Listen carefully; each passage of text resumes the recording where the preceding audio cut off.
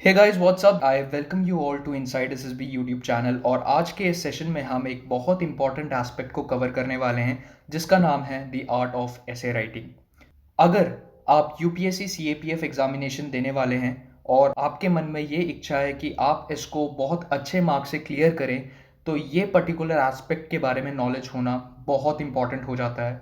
क्योंकि अगर आप प्रीवियस ईयर क्वेश्चन पेपर को देखेंगे, उनको एनालाइज करेंगे, तो आपको यहाँ पर ये पता लगेगा कि 6 एसेज पूछे जाते हैं जिसमें से आपको 4 एसेज लिखने होते हैं। और इन 4 एसेज की अगर मैं मार्क्स की वेटेज की बात करूं तो 80 मार्क्स के ये ऐसे होते हैं, 20 मार्क्स ईच।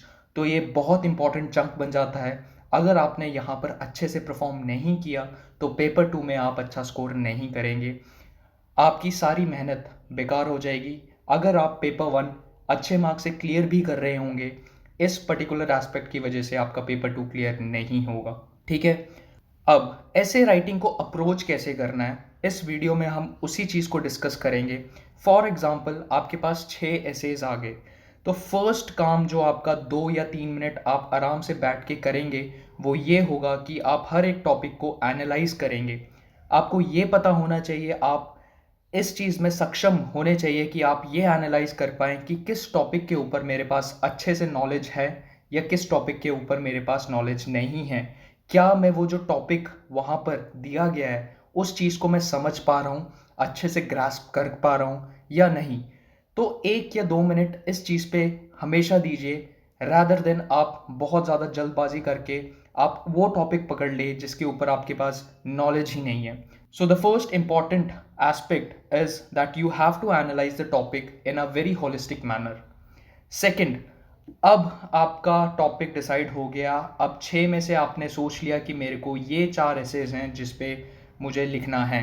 अब रफ वर्क में एक ड्राफ्ट बनाइए, एक ब्लूप्रिंट बनाइए अपने एसे का, ताकि जब आप लिख रहे हों आपके पास पहले ही वो सारे पॉइंट्स अपने दिमाग में हो कि मुझे अपने एसेज में इन सारे पॉइंट्स को कवर करना है। तो ये जो सेकंड पॉइंट है वो भी बहुत बहुत ज़्यादा इंपॉर्टेंट हो जाता है। रादर देन आप जल्दबाजी करके अपना जो ऐसे है उसको खराब करें, आप उस चीज़ को रफ वर्क में करें और अपने पॉइंट्स सारे एक बार में लिख दें कि मैं अपने बॉडी में इन इन पॉइंट्स को डालूंगा या मैं अपने इंट्रोडक्शन में ये सब कुछ लिखूंगा। बहुत इंपॉर्टेंट है, 1 या 2 मिनट इस पे ज़रूर दीजिए। इसके बाद अब सब कुछ डिसाइड हो चुका है, अब लिखने की बारी आती है। आपका जो ऐसे है वो 3 सेगमेंट्स में डिवाइडेड होना चाहिए। The first one is your introduction, second one is your body and third one is conclusion. Right, आप ऐसे बस A to Z के फॉर्म में नहीं लिख सकते हैं, आपको एक बहुत इंटेलिजेंटली इस चीज़ को अप्रोच करना पड़ेगा। आप एक छोटा सा इंट्रोडक्शन लिखिए, थोड़ा सा ब्रॉड सा बॉडी लिखिए और क्रिस्प एंड शॉर्ट कंक्लूजन लिख के अपने ऐसे को वाइंड अप कीजिए। अब इंट्रोडक्शन को अप्रोच करने से पहले आपको ये पता होना चाहिए जो इंट्रोडक्शन है वो बहुत इंपॉर्टेंट एस्पेक्ट है एक ऐसे का। अगर इंट्रोडक्शन में ही जान नहीं होगी, इंट्रोडक्शन में ही एनर्जी नहीं होगी, एग्जामिनर को आपका ऐसे चेक करने में बिल्कुल मज़ा नहीं आएगा और आप अच्छे मार्क्स नहीं ले पाएंगे। राइट, तो make sure that your introduction becomes very catchy. You use quotes, draw parallels from current affairs. आप जितने भी महान बंदे आए हैं हिस्ट्री के, आप वहाँ से कोट्स, कुछ कोट्स डिसाइड कर लीजिए कि अगर सोशल इश्यूज पे आएगा तो ये मेरे 4 कोट्स हैं, इनमें से मैं कुछ कोट्स को यूज़ करूँगा। पॉलिटिकल एस्पेक्ट पे कोई क्वेश्चन आएगा तो मैं इन कोट्स को यूज़ करूँगा, या कोई इकोनॉमिक करंट अफेयर्स में से कोई क्वेश्चन आएगा तो मैं इन लोगों को कोट करूँगा। बहुत इंपॉर्टेंट हो जाता है। राइट, अब करंट अफेयर्स में अगर वो सेम सिचुएशन चल रही हो तो आप वहाँ से करंट अफेयर्स से भी चीज़ों को एक्सट्रैक्ट करके आप अपने ऐसे में लिख सकते हैं। राइट, अब आप अपने इंट्रोडक्शन को और ज़्यादा कैची बना सकते हैं स्मॉल स्टोरीज को लिख के। इन स्मॉल स्टोरीज को लिख के आप उस पर्टिकुलर एस्पेक्ट को और ज़्यादा एक्सप्लेन कर सकते हैं और ये जो पर्टिकुलर चीज़ है वो एग्जामिनर को और ज़्यादा कैची लगेगी। Remember, first impression is the last impression. अगर आपका इंट्रोडक्शन काफ़ी कैची रहेगा तो एग्जामिनर को मज़ा आएगा आपके ऐसे को पढ़ने में, और now this will fetch you even more marks. Make sure your examiner gets glued to your introduction. इतना कैची, इतना अच्छा होना चाहिए। Now this will fetch you more marks. अब now talking about the body part भी important है। Introduction को catchy, introduction को काफ़ी अच्छा लिख के बॉडी में वो सारी चीज़ों को नहीं लिखा जो वो ऐसे मांग रहा है, तो कोई फ़ायदा नहीं है इतने अच्छे इंट्रोडक्शन लिखने का। तो बॉडी के लिए नॉलेज होनी बहुत इंपॉर्टेंट है। और ये नॉलेज कहाँ से आएगी? आप न्यूज़पेपर्स पढ़ें, हिंदू पढ़ें, द इंडियन एक्सप्रेस पढ़ें, और बहुत सारे ऐसे आर्टिकल्स या ऐसी मैगजीन्स आती हैं, गवर्नमेंट की मैगजीन्स आती हैं जैसे योजना, बहुत अच्छे और बहुत प्यारे आर्टिकल्स होते हैं। यहाँ से डाटा को एक्सट्रैक्ट करें और अपने बॉडी में लिखिए। फिर जो भी आप आर्टिकल्स पढ़ रहे हैं उसको ध्यान से ऑब्जर्व कीजिए और वहाँ से सीखने की कोशिश करें कि एक राइटर एक पैरा से दूसरे पैरा में कैसे ट्रांजिशन कर रहा है। उनकी जो ट्रांजिशन होती है वो बहुत ज़्यादा स्मूथ होती है। आपको अपने ऐसे में ऐसे ही ट्रांजिशन का यूज़ करना है। एग्जामिनर को बिल्कुल पता नहीं लगना चाहिए कि जो ट्रांजिशन है वो बहुत ही ज़्यादा इरेगुलर सा है, काफ़ी स्मूथ होना चाहिए।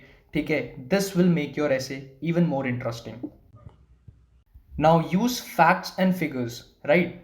ये भी काफ़ी इंपॉर्टेंट हो जाता है कि अगर आप एक आर्टिकल पढ़ रहे हैं या अगर आप करंट अफेयर्स पढ़ रहे हैं, आप एक छोटी सी एक कॉपी बनाइए जहाँ पर आप सिर्फ फैक्ट्स एंड फिगर्स लिखेंगे।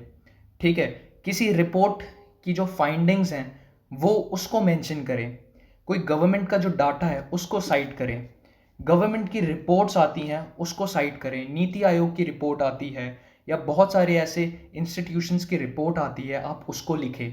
अब ये आपके एसओ को और ज़्यादा ऑथेंटिक बनाएगा और ये काफ़ी इंपॉर्टेंट हो जाता है।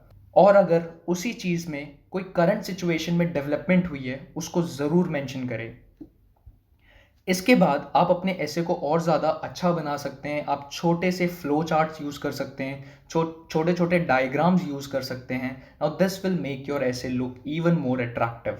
ठीक है, अब इसके बाद बॉडी को प्रोज एंड कॉन्स में डिवाइड करें। अब इससे आपको क्या होगा? इससे आपको कंटेंट मिलेगा अपने बॉडी को कवर करने के लिए, right. Now pros and cons एक बार अगर आप मेंशन कर देंगे तो कॉन्क्लूजन में आपको उस चीज़ के बारे में लिखना होगा कि आप अगर वहाँ पर होते तो इसको कैसे एड्रेस किया जा सकता, या अगर कोई गवर्नमेंट के अंडर ये पर्टिकुलर एस्पेक्ट आता है तो गवर्नमेंट को ऐसी क्या चीज़ें करनी चाहिए जिसकी वजह से इस पर्टिकुलर एस्पेक्ट को हम ख़त्म कर सकते हैं या इस पर्टिकुलर प्रॉब्लम को हम ख़त्म कर सकते हैं। Last, conclusion. Your conclusion should be very short and crisp. यहाँ पर आप कुछ भी नहीं लिख सकते। ठीक है, आपका मन किया आपने कुछ भी लिख दिया, नहीं। Conclusion should be very short and very crisp. ठीक है, you can not beat around the bush. ठीक है, अब now in the conclusion section you can use quotation. ठीक है, अब इसकी वजह से क्या होगा? आपका जो ऐसे है वो और ज़्यादा इम्पैक्टफुल होगा, आपका जो कॉन्क्लूजन है वो और ज़्यादा अच्छा दिखेगा एग्जामिनर को, और ज़्यादा आपका जो कॉन्क्लूजन है उसमें जान दिखेगी और मार्क्स ज़्यादा आएंगे। अब जो मैंने पॉइंट्स बताए हैं, इन पॉइंट्स का तभी फ़ायदा है जब आप अच्छे से अपने घर में प्रैक्टिस करेंगे, काफ़ी सारे एसेज लिखेंगे, और आप मेक श्योर करें कि आप एक दिन में एटलीस्ट 2 ऐसे तो लिख ही रहे हैं। अब जब ये 2 ऐसे आप लिख लेंगे तो इसको अब आपको खुद चेक करना है, खुद एनालाइज करना है कि कहाँ पर मैं वीक हूँ और कहाँ पर मैं और ज़्यादा चीज़ों को अच्छा और बेहतर बना सकता था। तो आप कैसे करेंगे? आप उसी पर्टिकुलर एस्पेक्ट या उसी पर्टिकुलर टॉपिक को इंटरनेट पे देखें, वहाँ पर जो चीज़ें लिखी गई हैं उससे कंपेयर करें। यहाँ पर जब आप कंपैरिजन करेंगे आपको ये पता लगेगा ऐसे बहुत सारे पॉइंट्स हैं जो मैं मिस आउट कर चुका हूँ, उस चीज़ को उसमें ऐड करें और अपने ऐसे को और ज़्यादा अच्छा बनाएं। Last but not the least, practice makes a man perfect. इस चीज़ को आप अच्छे से अपने दिमाग में बसा लीजिए, क्योंकि जब आप इनिशियली एसेज को लिखेंगे आपके अंदर काफ़ी डिमोटिवेशन आएगा कि मैं एसेज को नहीं लिख पा रहा हूँ, मेरा ऐसे इतना अच्छा नहीं हो पा रहा है, मैं ऐसे को कैसे लिखूँ। ठीक है, जिसकी वजह से मेरे को ज़्यादा मार्क्स मिलेंगे। कोई बात नहीं। ठीक है, इनिशियली जब आप ऐसे लिखेंगे तो आपके अंदर सिर्फ लर्निंग की भावना होनी चाहिए। ठीक है, अपने आप को हर एक ऐसे के बाद चेक करें। ठीक है, इम्प्रूव करें, आप कंपेयर करें और अपने उस पर्टिकुलर ऐसे को और ज़्यादा अच्छा बनाएं। ठीक है, आई होप ये वीडियो काफ़ी ज़्यादा बेनिफिशियल रही होगी। आपको हर एक एस्पेक्ट के बारे में नॉलेज मैं यहाँ पर दे चुका हूँ। और all the best for your examination. I hope ये जो वीडियो है काफ़ी हद तक आपके लिए बेनिफिशियल रहेगी। Thank you so much and have a great day. All the best.